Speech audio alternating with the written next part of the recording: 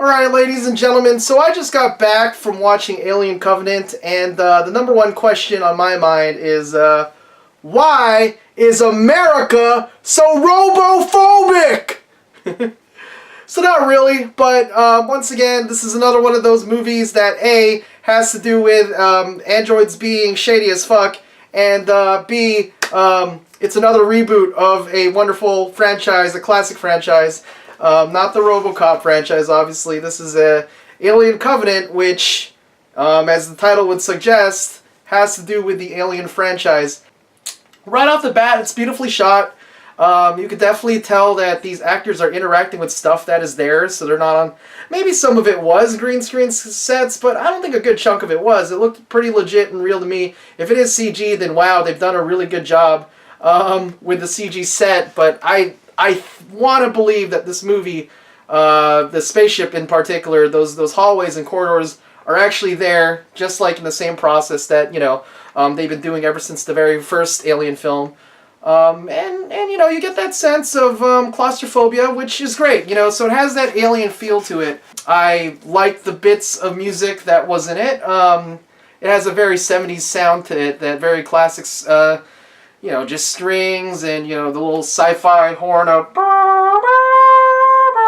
Oh, that's not how the soundtrack goes. But you get my idea. My point is there's horns and there's strings, and the soundtrack is very gorgeous. It's not overbearing. I mean, it never is in the Alien movies, at least not in the first movie. But, my point is the soundtrack does what it needs to do. It's functional. What I've heard from interviews of just... Ridley Scott going into this film was that he sort of pussed out and did not commit to his ideas in Prometheus.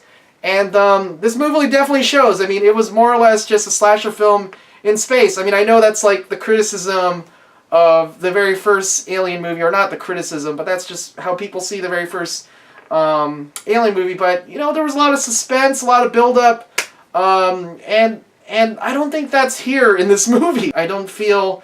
that when you do get to the scenes of the alien just wrecking shit, it doesn't feel as thrilling. There's not this build-up. I mean, we've seen all sorts of slasher movies and horror movies, and it's gone to this point where it's like every single murder is just telegraphed in this movie. You can't deny it. I mean, when somebody says, "Hey, I'm going off to take a piss," that guy's gone. And it's so funny because in the beginning of the movie, they're really trying hard, where it's like these murders are happening for a reason because people are being irresponsible, and then by the end of the movie, one of the latter murders, without spoiling too much, they aren't even trying at the end. Let's just put it that way. There's not whoever wrote this script just somehow, just gave up at the very end, just said, fuck it, I think we have too many people alive, let's get rid of these two, and let's get rid of them in the dumbest way possible. If you've seen the trailer, you would probably know what I'm talking about. It's that one, alright, the one with the, the one with a shower, okay, let's just put it that way. I mean, I think overall, if you wanted to just see more of a traditional Alien movie of the alien going around, just murdering people left and right, then you got it right here. In regards to the alien itself, I believe... Okay, so you have the classic xenomorph in the movie. That's not a spoiler. I mean, just look at the goddamn poster. But you also have other types, other hybrids of the alien in the movie. And goddamn, I'm not gonna... this is one of those movies where, I was praising the set design and that sort of stuff when they're in the spaceship about how beautiful it looked because it was practical and it was there. But then you get the stuff like the alien, the xenomorph itself, and let's just say this is the cutest that you've ever seen a xenomorph since Spaceballs, when it put on the top hat and dances around. Without giving too much away, there's a scene with a chestburster, and once it, comes out of his chest, I don't know, it was, just see it, it was adorable. It wasn't threatening at all. Okay, going off the list of characters, I don't know the name of the main character herself. But she is very much in the tradition of Ripley, even more so than Noomi Rapace's character in Prometheus. This one in particular, they even do beat for beat the same thing from the very first Alien movie, where I don't think you were, if you didn't know anything going into this movie, I don't think you were supposed to believe that she herself was the main character. And of course, by the end of the story, she emerges as a complete badass with short hair. And yeah, I mean, it felt like Ripley, and I've kind of felt she did a serviceable job. I don't think her one-liners, because she has a bunch of them, and the fact that I can't remember a lot of them right now, at the end of, she says a bunch of them at the end of the movie. I don't think they were delivered as well, but everything else that she brought to the table, I felt she did a good job. Michael Fassbender does, again, a tremendous job. He plays two characters. He plays the returning Dave from Prometheus. And I don't think you actually need to watch Prometheus to enjoy his performance. There's a very brief prologue that pretty much sets up who this character is. And even if you just read a little synopsis, know that he's just some robot who's been stranded on this planet for a while, then you could kind of fill in the blanks and figure out what he's been up to.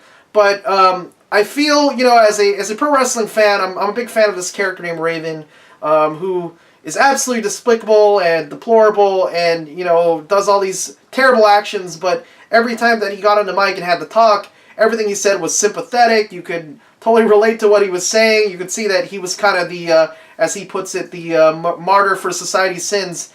And in very much that tradition, I feel that Michael Fassbender as Dave is kind of the martyr of humanity's sins, in which I think that's something that kind of, as a fan of Prometheus, and I like the Prometheus film, I wanted so bad to, it's one of those stories where you want so bad for this guy to do good and, have a nice life. You want this android. I mean, I was personally rooting for this android in Prometheus, and in this film, it's one of those films where he crosses that line and you're no longer rooting for this guy. By the end of the film, let's just say he's not the lovable android from the last film who's, watched over the crew, and when he wasn't doing that, he was watching Lawrence of Arabia, or whatever it was. The other characters are more or less forgettable. Billy Crudup plays the captain of the ship, and without going into much, he is a pretty terrible captain, and this whole movie would not have happened if he didn't make these choices that, again, only an idiot would make these fucking choices.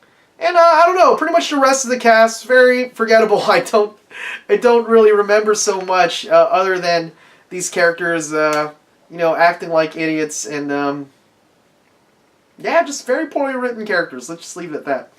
Overall, my final thoughts to this movie, again, I think if you like the Alien franchise, I think you're going to like this movie.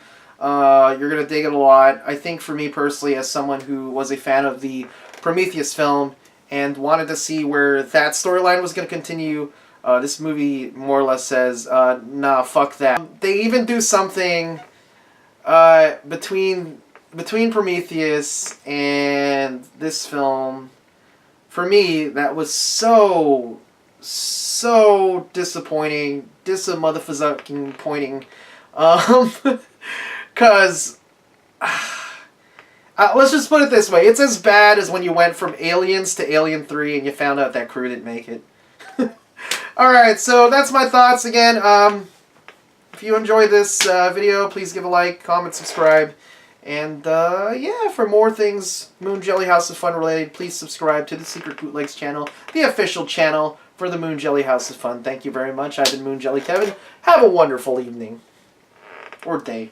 Whenever you're watching this.